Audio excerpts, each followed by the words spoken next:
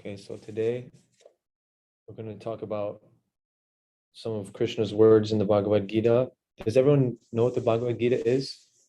You guys, you've heard of the Bhagavad-Gita? The Bhagavad-Gita is, we've been talking about the last 3 times, and I think next week we'll go into a different topic. But it's words that were spoken 5,000 years ago by Sri Krishna, and it's basically like a manual for how to live in this material world. And like if you buy like an appliance from the store or something like that, it'll have some sort of instruction manual. And so this is like an instruction manual for the material and subtle and spiritual body. And so we've been going through we went through the cover of it. We went through kind of an overview. Last week it was kind of a lot of information. And so this week I wanted to talk about, there's a lot of statements that Krishna makes about happiness and different kinds of happiness. And of course, like what everyone's doing, like what, you guys students, or do you work, or you're students? Yeah. So why are we students? Why do we work? Well, students, so we can then get a better job and get more money. And because what is the money going to get us?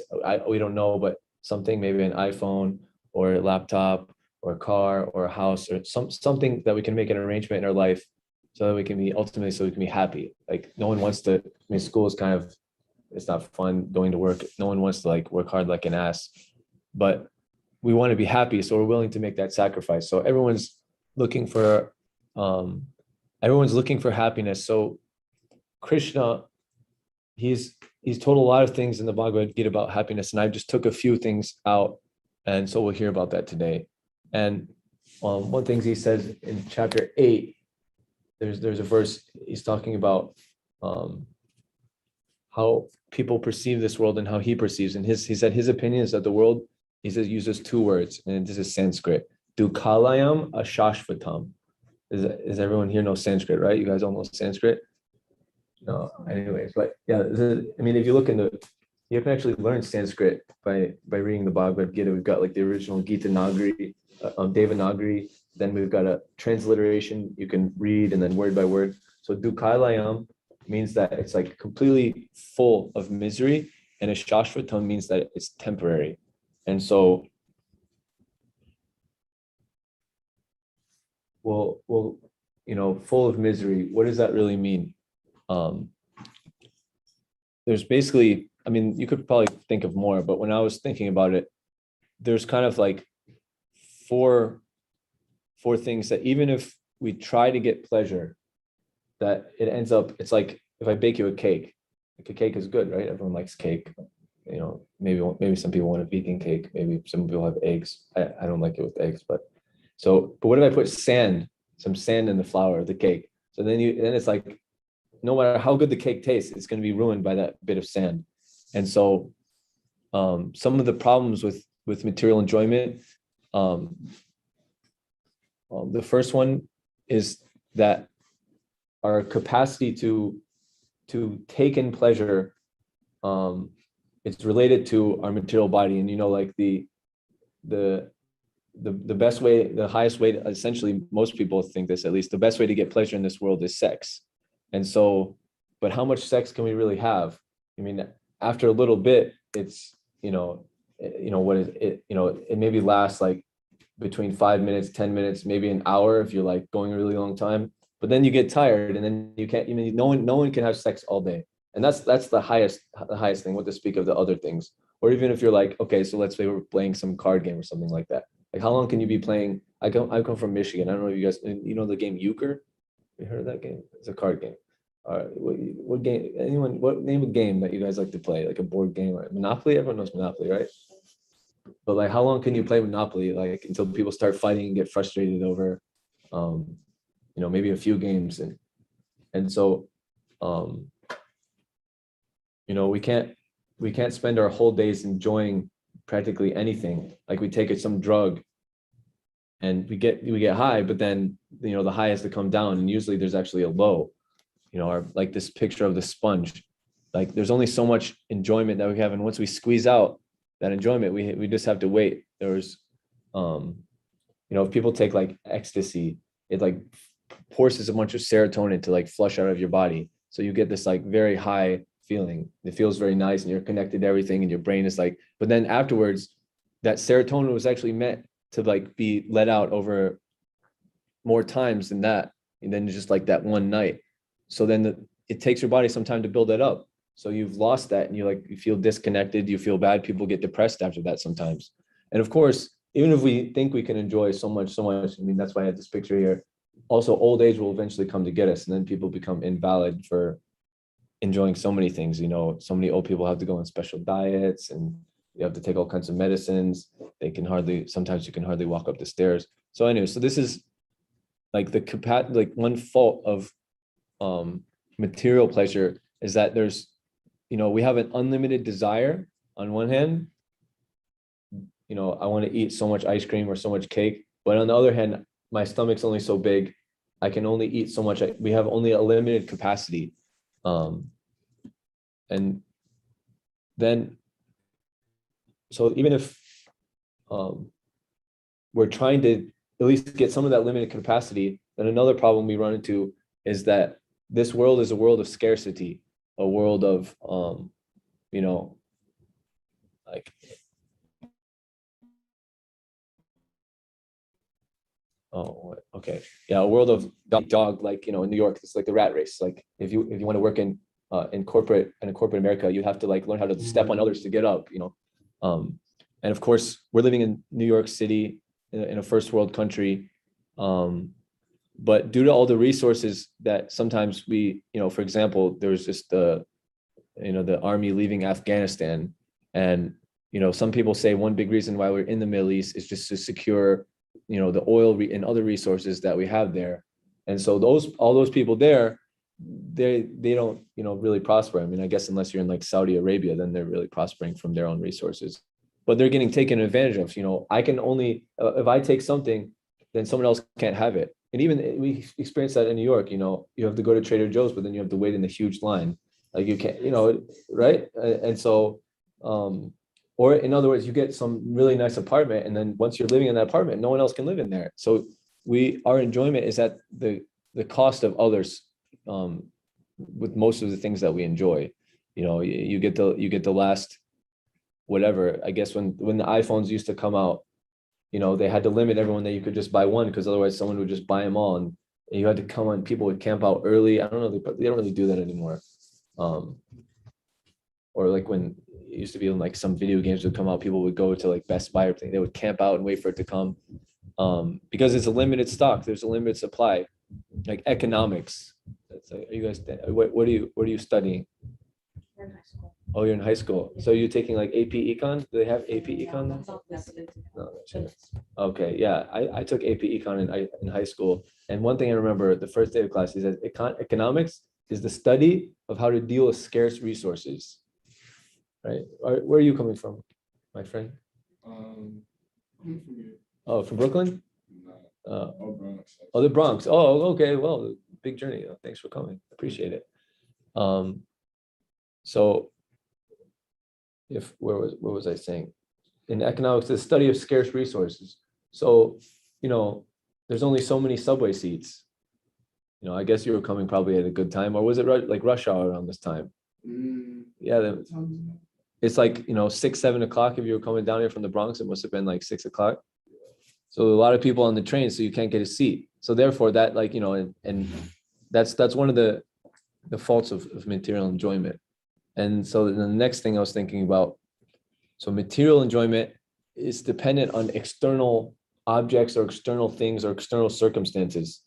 Like, I mean, a lot of people, it's like they don't have their phone, they freak out, like, because it's a phone. People at Facebook and PhDs and all these people have studied how to like get our brain addicted to like looking at the feed. You know what I mean? And so people have to like constantly like do that. And even people walking down the street, they're like scrolling through it. And it's because the happiness is tied to some external object. Like, my hometown was very boring. It's not like New York City. New York City is pretty exciting, like a lot of things to do. But so it was always a problem with us. Like, what are we going to do? You get all your friends together and you're just like, well, we don't just want to sit around. And so usually if someone didn't have any drugs or there was nothing like fun to do, we'd be bored. Even though we were like with people and we wanted to try to enjoy and have fun, it would just be boring. And then,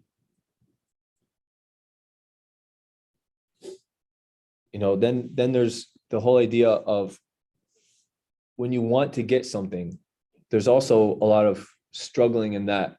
Like here we see the miser, holding his shrewdly collected funds, probably by hook or by crook, who knows how he got it. And so when we want something, anything, then we have to make plans of how to get it. And that's, depending on what it is. It could be anything. Even if ice cream, you have to plan how to like get to the ice, get to Dairy Queen or whatever. Then there's the, once we either get it or we don't get it. And if we don't get it, then that's distressful. And then even if we do get it, like this guy worked his hard as all his life or something like that, who knows? And he got all this gold, all this money, all this wealth. But then when you have wealth, you're anxious in a different way. You're anxious of how do I protect this thing that I've hoarded. So it's really suffering then. And then what to speak of, you get something, then you've had it and you try to protect it, but then somehow it goes away, which in this world, ultimately everything goes away. And even if you can keep everything, like Bill Gates, he's not even the richest man in the world now. Who's the richest man? Is it Elon Musk? Jeff Bezos. It's been going back and forth between Elon Musk and Jeff Bezos. You can't even tell anymore, but it's like they have a ridiculous amount of wealth. It's billions, maybe even trillions, 100 billions, something like that. I remember when Bill Gates had like 40 billion, and that was like the most. And somehow they were just getting massive amounts of wealth, but he's also getting old. So what good use is his wealth? How much can he really enjoy that wealth? Even that it's sitting in its bank account, he can like buy whatever he wants. He doesn't really have the capacity to enjoy it. It's getting taken away from him in that way. And so the dependence on these external things and the need to get them and only be able to enjoy it when you have them, and the whole problem of getting them and controlling them, it's a problem. We're dependent on that. And the last thing I was thinking is that the ways that people enjoy are they're the same as like animals. Like animals attain happiness. Like the sparrow can have sex hundreds of times per day. And that like that's like we can't even compare to that. Or like an elephant. I was just reading. Elephant can drink 25 gallons of water like it's nothing. Some they can drink 100 gallons of water if they're really thirsty or they're sick or something like that.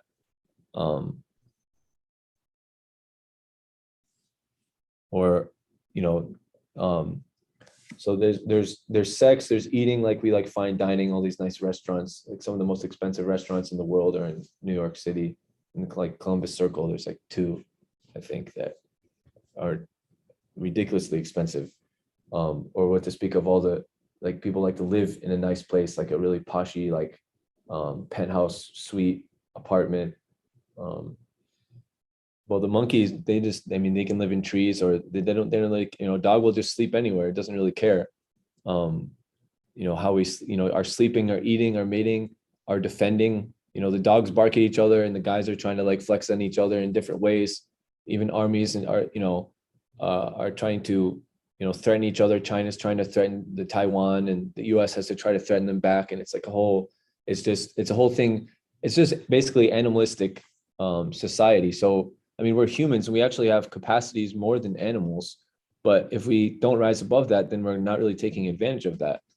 And so we're like, we're like a fish out of water. To expect happiness in this material world, given all these different circumstances, all these different problems with material pleasure, it's like to extract happiness out of this world. It's like expecting to like jump into an ocean and expect to remain dry. Like this material world is more or less an ocean of suffering. Like Krishna was saying, dukhalayam ashashvatam. And so there's another verse that he's basically saying, so therefore don't take part in this material sense enjoyment. Yehi samsparsha jaboga dukkha yonaya evate adya anta vanta konteya na teshu ramate buddha. And so he's saying if you contact the senses, some sparsha ja boga, and you try to enjoy with the senses contacting their sense object, like our senses means like our sense of touch or taste or sight. We try to connect them with the sense objects, then a wise person won't take pleasure, not Buddha, not Ramate Buddha, like, the Buddha. So the Buddha means intelligence. So that's like an intelligent person. They don't take pleasure, and that because adyanta vanta, it has a beginning, adi, and an end, anta. So they don't take pleasure in them because actually we're hankering, our desire is for something that doesn't have an end. And so something that has a beginning also must have an end. But we're actually, even though we were born in these bodies, our actual identity is the soul beyond these bodies, which is eternal. So it wants something that you can keep enjoying, that it doesn't have to go away, that it doesn't have a beginning and an end. Because if it has a beginning and an end, then we get caught in that loop of, all right, I'm hankering for that beginning, and then in between, I'm anxious for how to keep it, and then the end, after the end, I'm lamenting so much. So in all three phases of time of trying to enjoy, there's still some anxiety, there's still some problem with in material enjoyment. And so what is the answer then?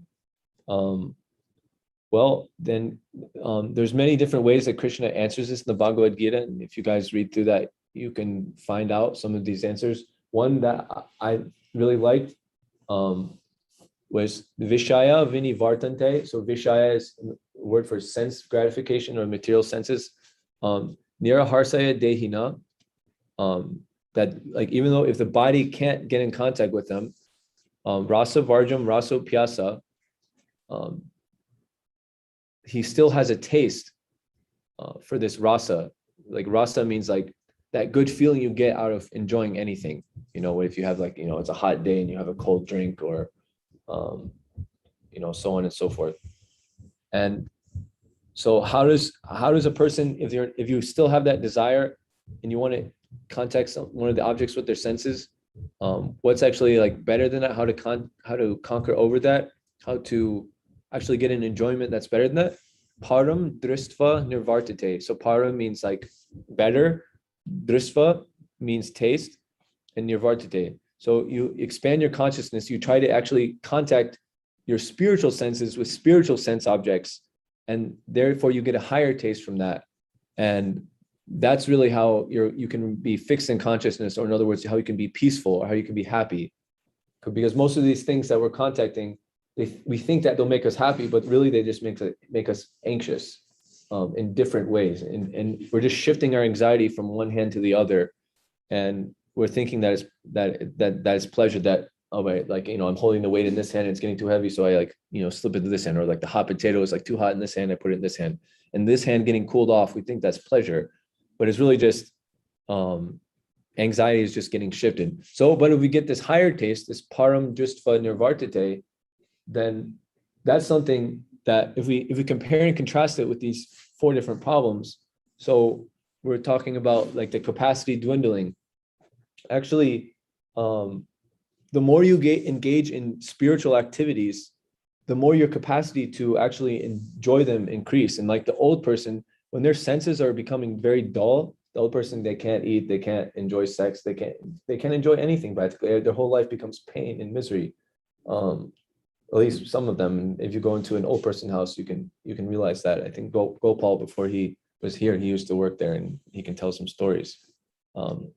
And so, but with even in old age, if we actually have our spiritual capacity opened, then actually our mind will be less distracted by the urges of the body. And we can even get more spiritual pleasure out of it. So there's nothing that doesn't, like, the body doesn't actually affect how we can experience that higher pleasure, that param dristva nirvartate. And what to speak of having like the economics scarce resources, where spiritual things are free, and they don't, if you're experiencing the higher consciousness, then actually you'll be more connected with the source of all happiness. You'll be able to actually help other people plug into that source. And so just by the more that you like, in other words, the more, if we have one bowl of ice cream and I take half of it, and then everyone else is just left with like a little bit, or like we're getting some prasham. So I take like all the halva and all the rice, and you guys are just left with like potatoes or something like that. Then it's like the more I take, the less everyone else gets. But in spiritual life, the more you take, the more everyone gets. The more you give, the more you get. We're out there. I'm not sure how we met you, all you different, very nice people. Like, what's your name? Oh, Brandon. Brandon? Rodney. Rodney. Oh, sorry. Right. Okay, so Rodney, where do we meet you? I met one of the students in Union Square. Union Square. Okay, yeah. So we believe to give is to get. So we like to go out and like we like to be givers. Like we bring so many books with us and make so much arrangements so we can get them printed, and we try to get them out to people. We try to like get this nice program for people to come. We're doing like mantra meditation like in the park. If people walk by, try to like uplift the vibration. And so like that, we're like trying to give so much, and we don't as monks, we don't I don't have it's not like no one's paying me to like cook and speak to you guys or anything like that.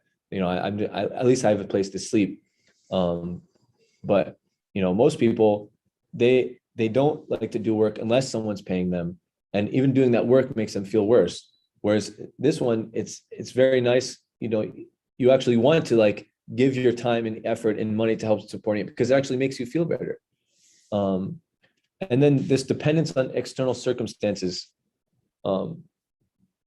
There's spiritual life, spiritual pleasure is completely independent of any material circumstance.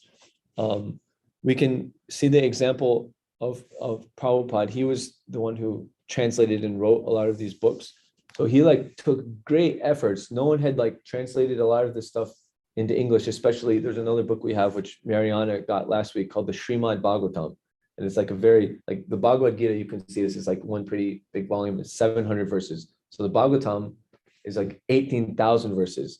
And he translated that. And he basically, he gave up his sleep. I was just telling, he like would go to bed maybe 10, 11 o'clock. He'd wake up at like 2 a.m., like give up most of his sleep, because then he would just translate in the early morning hours.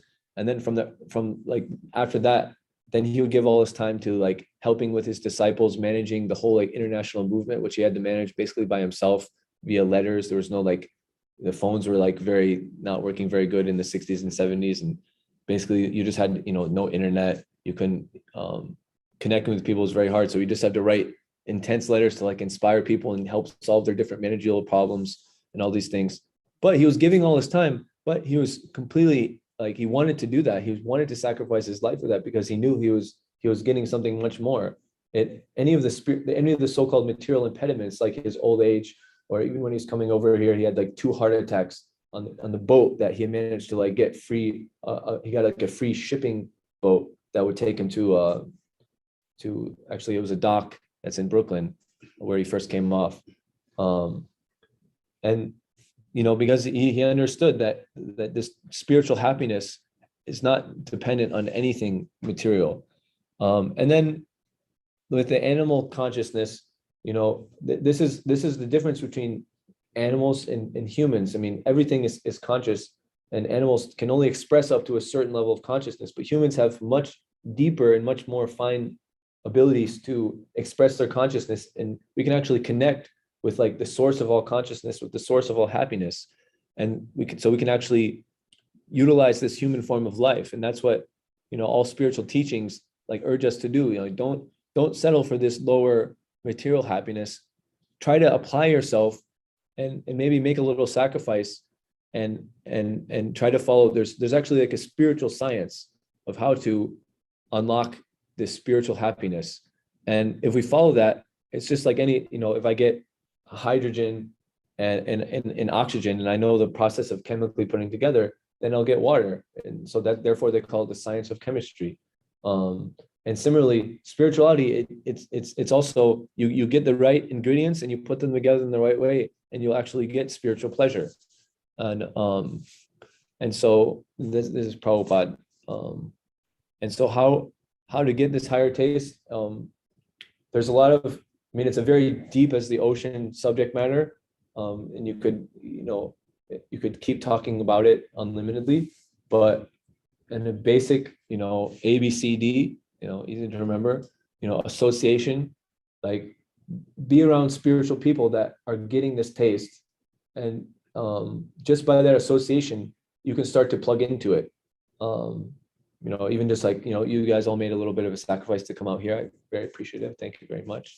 And then books. So if you're not in an association of devotees, well, there's always the ability to get some sort of spiritual association. There's so many spiritual books out there, and we have so many. Two of my favorites are the Bhagavad-Gita and the SSR, or the Science of Self-Realization. That this one's like a textbook. It has 700 verses, and each verse has like an explanation. So it's kind of like a lot of information. I mean, you could just open to any page, and it would be, sometimes the book can actually connect with you, and it's very nice like that. Whereas this one, I like it because it's split up into different topics. Like each chapter is only a few pages, and it's focusing on like a specific topic related to spirituality. And so there were so many books we have. And then of course, like we were doing when we came here, chanting. This is known as the Yuga Dharma.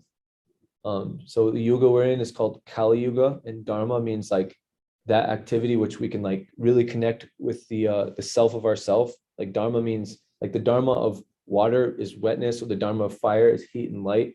So similarly, the Dharma of souls, of jivas, of living entities, which is all of us and all life, is to actually connect to the source of all life and develop a loving relationship.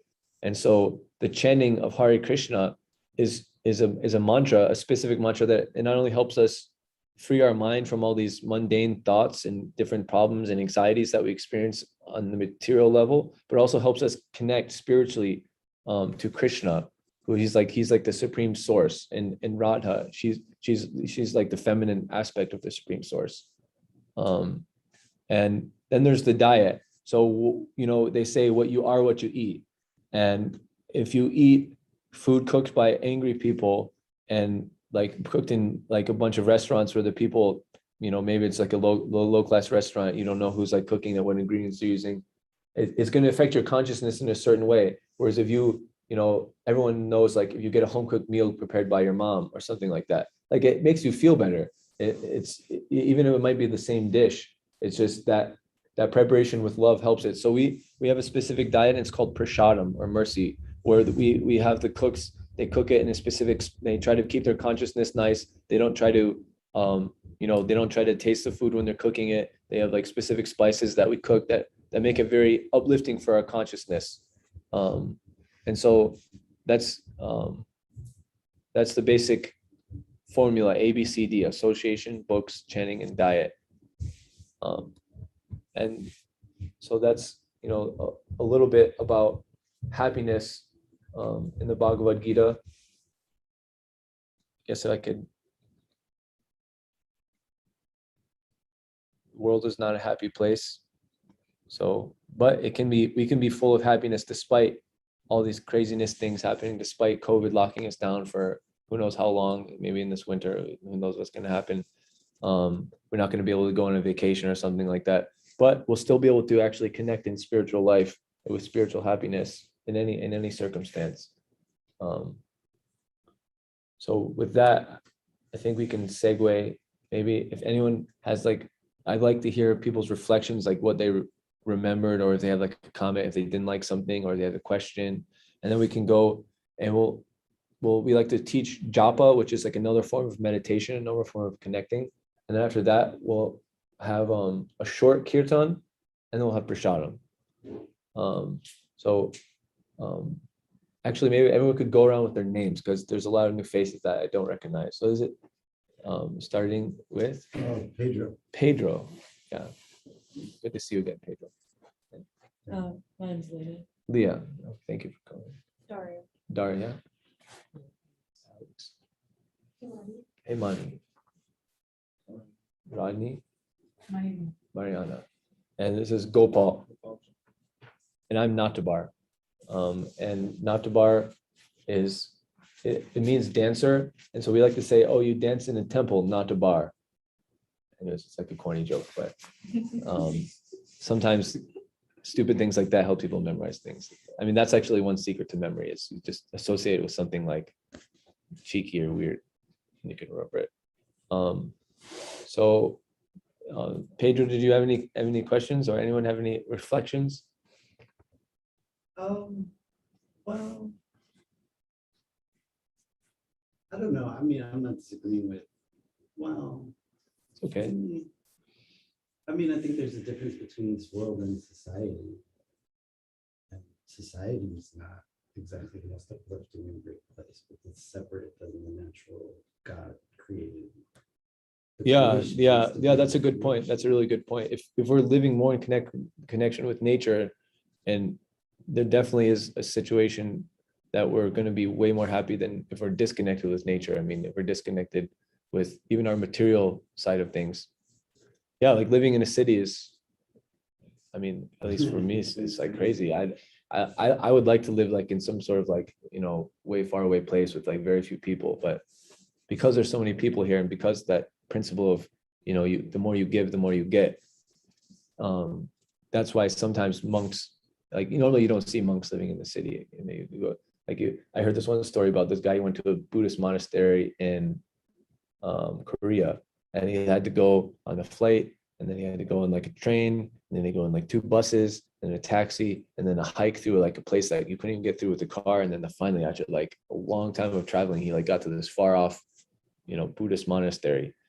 Because that's one principle that they're following is, the modern cities. Even Krishna says himself in the Bhagavad-Gita, like once person's consciousness is getting more uplifted, they won't want to be in a very like busy, like metropolitan place with like lots of different things going on and so many people, and usually so much like misery and so much things like that.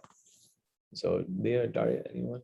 You guys have I anything? was just thinking about how I went out to the countryside in Russia for a little bit, and it became like so much easier to meditate and just like focus, and Yeah. like the difference between living here and there is so drastic.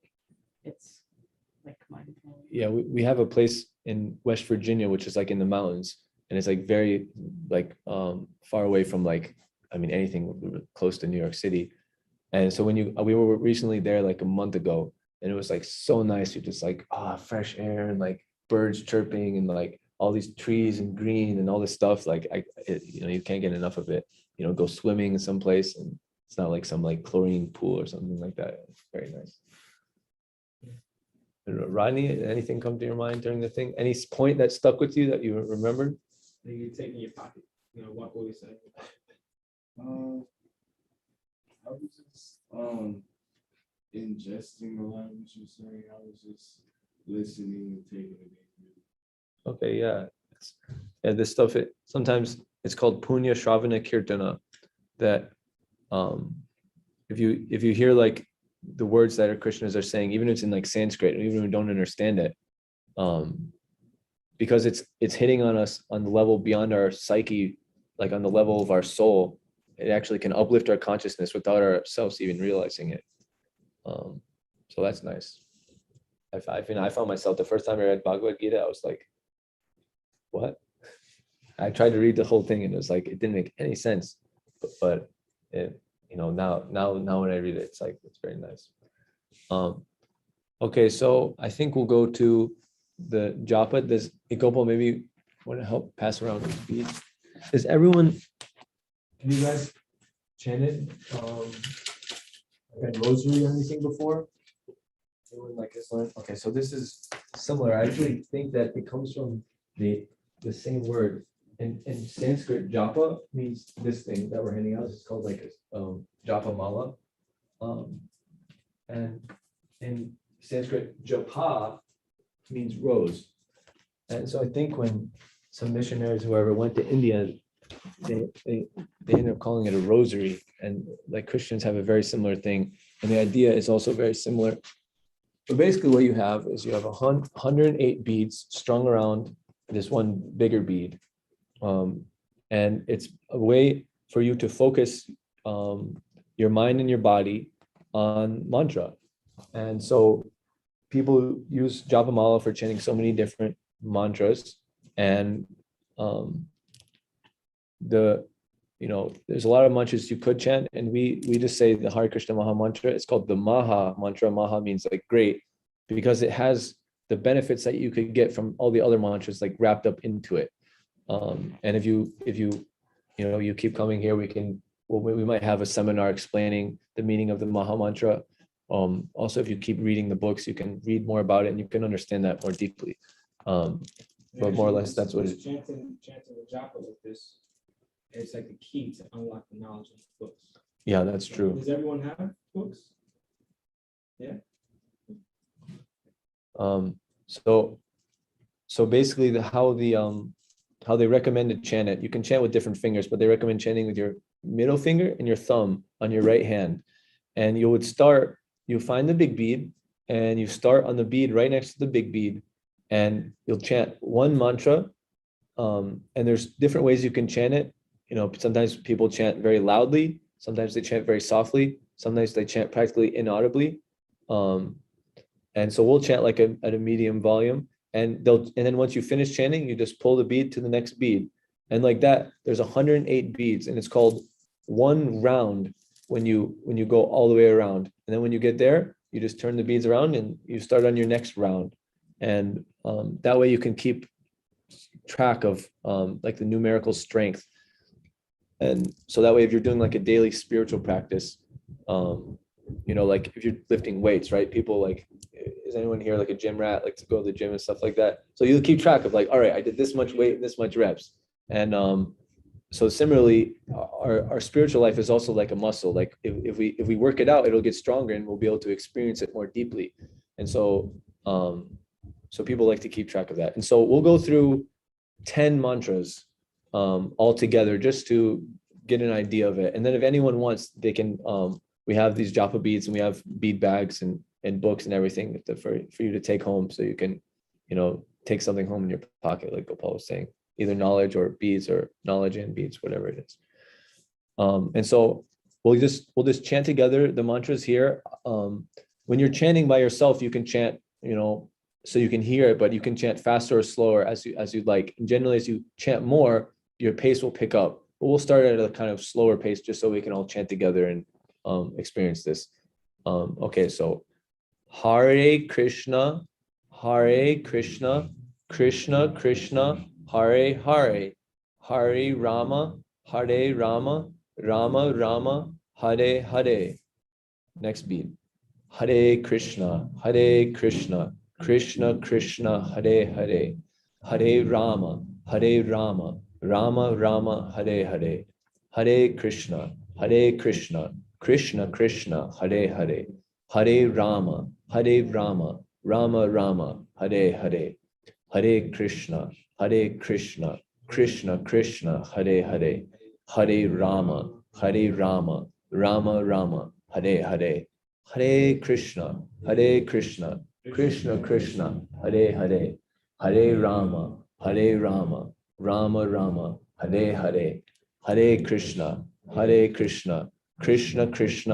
Hare, Hare Rama, Rama Hare Hare, Hare Krishna, Krishna Hare Hare, Hare Rama, Rama Hare Hare, Hare Krishna, Krishna Hare Hare, Hare Rama, Rama Hare Hare, Hare Krishna, Krishna Hare Hare, Hare Rama, Rama Hare Hare, Hare Krishna, Krishna Hare Hare, Hare Rama, Rama Hare Hare. Last one. Hare Krishna, Krishna Hare Hare, Hare Rama, Rama Hare Hare.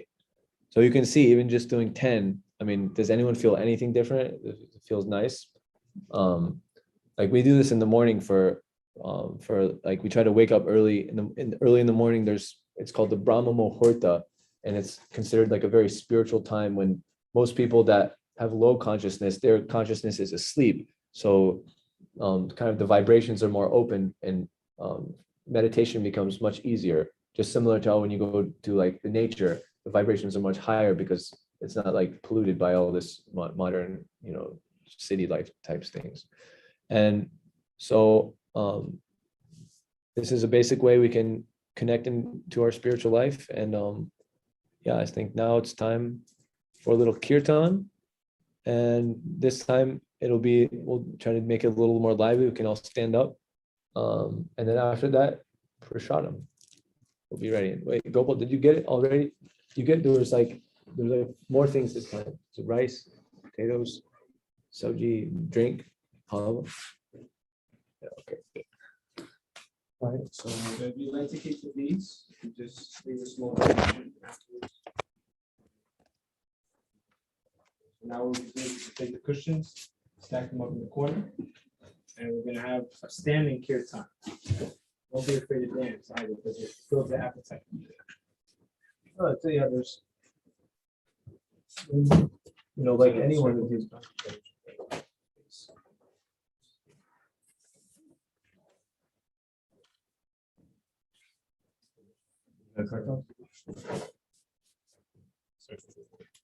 Yeah.